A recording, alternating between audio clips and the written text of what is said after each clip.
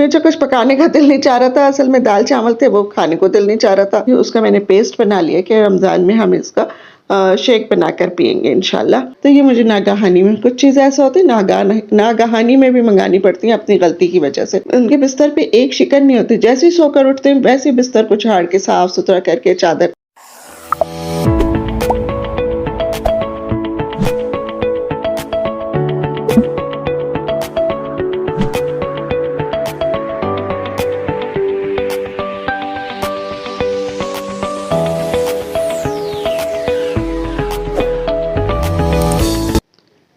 बिस्मिल्लाहिर्रहमानिर्रहीम। अस्सलाम वालेकुम। कैसे हैं आप सब? उम्मीद है सब खैरियत से होंगे। अल्लाह ताला हम सबको अपने हिफ्ज़ अमान में रखे, आमीन सुम्मा आमीन। तो यहाँ पर जो है ना डिनर की तैयारी हो रही है। कुछ बाजार से मेरे हस्बैंड लेकर आए हैं और क्या लेकर आए हैं अभी आपको दिखाते हैं। इसको निकाल के मैं तो थैलियों को ही खोल रही हूँ यानी इधर से उधर ही करे जा रही हूँ शॉपर को।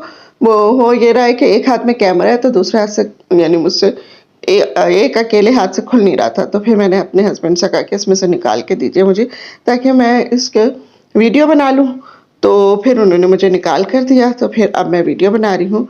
और मेरे हस्बैंड जो हैं वो लेकर आए हैं चरगा, और ये तो यानी पूरा ही मिलता है तकरीबन।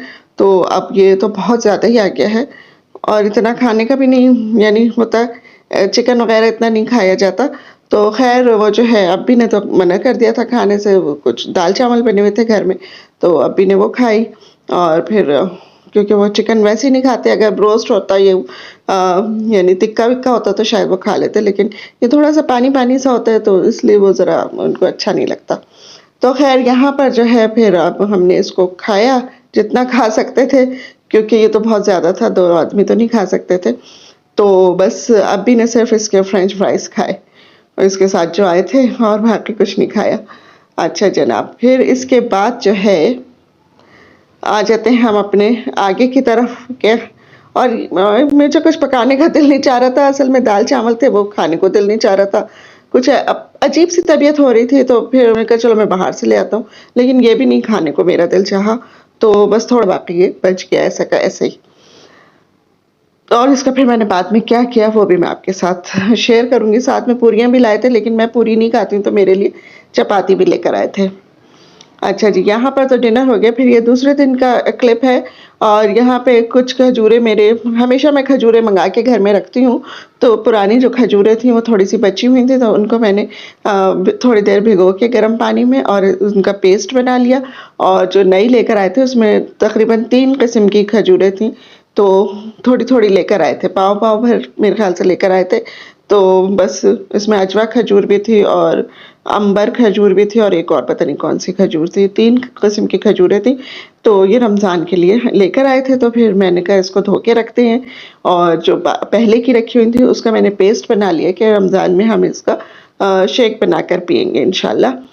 तो अब बना हुआ होगा अगर पेस्ट, तो फिर शेक बनाना आसान हो जाता है। तो बस यही छोटी-मोटी आसानियाँ होती हैं जो हम करके रख लेते हैं, तो फिर रमज़ान में थोड़ी-सी ज़िंदगी आसान हो जाती है और हमें इबादत का मौका भी मिलता है। और कुछ रोज़े की हालत में सुस्ती भी ऐसी हो रही होती है कि बस कुछ करने को दिल नहीं चाह रहा होता तो इसलिए बस ये यहाँ पर ये काम कर लिया मैंने। और फिर उसके बाद जो है ये कुछ ऑनलाइन मैंने चीज़ें मँगाई थी। ये एक डस्टबिन मँगाया था और कुछ ब्रशेज़ वग़ैरह थे, वाइपर था और डस्टर था। इस तरह की चीज़ें मैंने मँगाई थी, तो ये मेरा सामान आ गया था।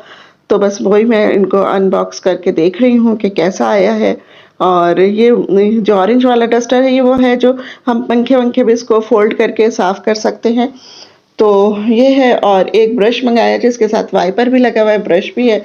तो वो बाथरूम साफ़ करने के लिए मँगाया है। असल में मेड जिस दिन नहीं आती उस दिन मुझे काम करने में बहुत मुश्किल होती है, और ये सारी चीज़ें मैं ही इस्तेमाल करूँगी।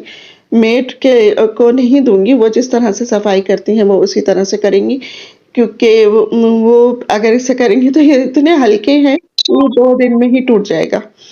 तो बस ये, और डस्टबिन मेरा जो है ना वो मुझसे जल गया, ख़राब हो गया था। मैंने जलती हुई तीली पता नहीं किस उसमें थी, वो उसमें डाल दी और वो उसका कूड़ा जो था वो उसमें जला और फिर नीचे एक बड़ा-सा होल हो गया।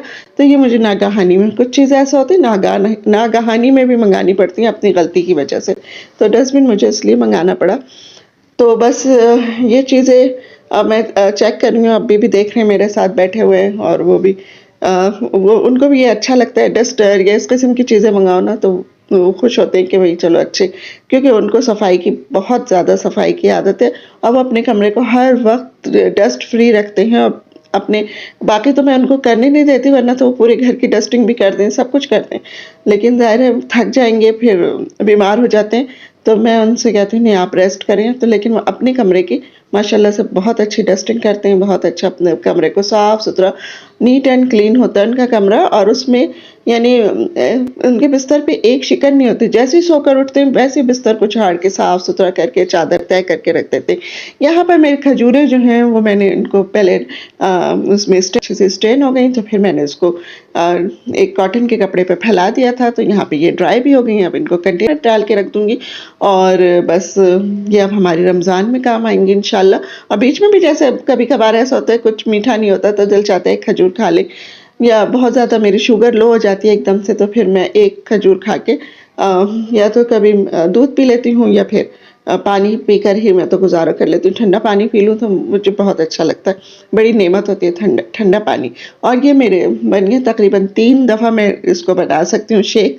ये पेस्ट जो बना है इस पेस्ट क्योंकि हमारे यहाँ शरबत भी बस एक जग ही बनता है, ज़्यादा नहीं बनता, जो भी कुछ अफ्तारी में एक जग होता है।